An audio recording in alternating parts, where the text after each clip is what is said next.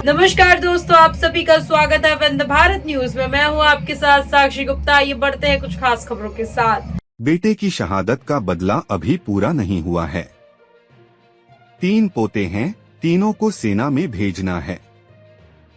पूरा पाकिस्तान ही साफ कर देना चाहिए, ध्वस्त कर देना चाहिए, तब बदला पूरा होगा। न रहेगा बांसन बजेगी बांसुरी। ये कहना है शहीद लांस नायक सुधाकर सिंह बघेल के पिता सच्चिदानंद सिंह का। मध्य प्रदेश के सीधी जिले के रहने वाले सुधाकर सिंह की जनवरी 2013 में पाकिस्तानी रेंजर्स ने बेरहमी से हत्या कर दी थी। उस समय सुधाकर अपने साथी हेमराज सिंह के साथ गश्त कर रहे थे। पाकिस्तानी रेंजरों ने न केवल हत्या की बल्कि दोनों के सिर काटकर अपने साथ ले गए थे। शहादत से 2 साल पहले ही सुधाकर की शादी हुई थी। उनका 4 महीने का बेटा था।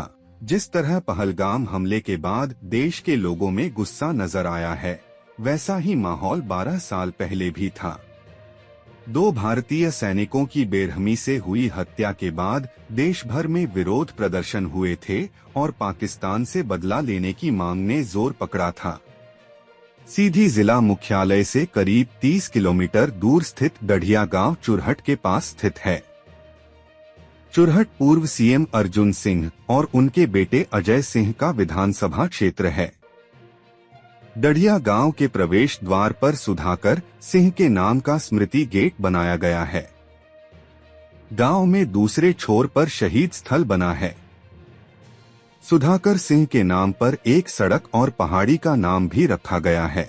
गांव में सुधाकर के माता पिता और बड़े भाई सत्येंद्र का परिवार रहता है। विंध्या की टीम जब यहां पहुंची तो सुधाकर सिंह के पिता सच्चिदानंद गायों को चारा खिला रहे थे। कुछ देर बाद वे बैठक में आए।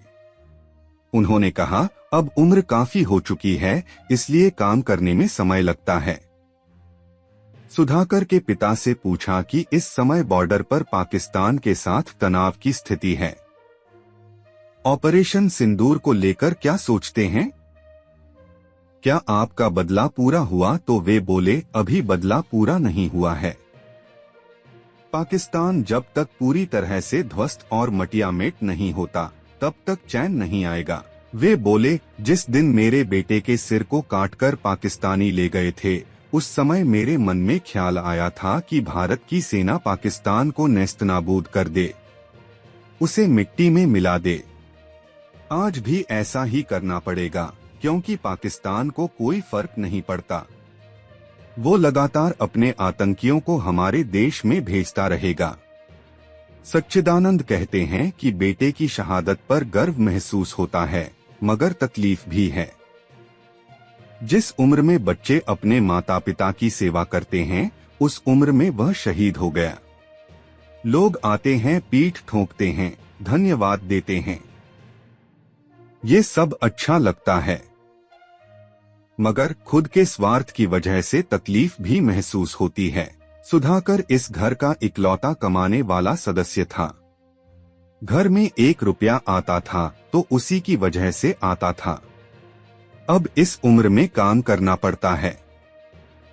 बड़ा बेटा और मैं खेती करते हैं। अब वो ही हमारा आधार है। खेती में भी ढेरों समस्याएं हैं। मदद तो कुछ मिलती नहीं है। आर्थिक स्थिति भी कुछ खास नहीं है। सच्चिदानंद के 3 पोते हैं। वे चाहते हैं कि तीनों सेना ज्वाइन करें। वे बताते हैं, जिस समय सुधाकर शहीद हुआ था, तब उसका बेटा केवल 4 महीने का था। बाकी बड़े बेटे के 2 बेटे हैं। अभी तो तीनों पढ़ रहे हैं। एक पोता जरूर अब सेना में भर्ती लायक हो चुका है। सुधाकर की बॉडी जब लाई गई थी, तभी मैंने संकल्प लिया था कि तीनों को मैं सेना में भर्ती कराऊंगा। आज से 12 साल पहले लिया संकल्प वैसा ही है, उसमें जरा भी बदलाव नहीं हुआ है।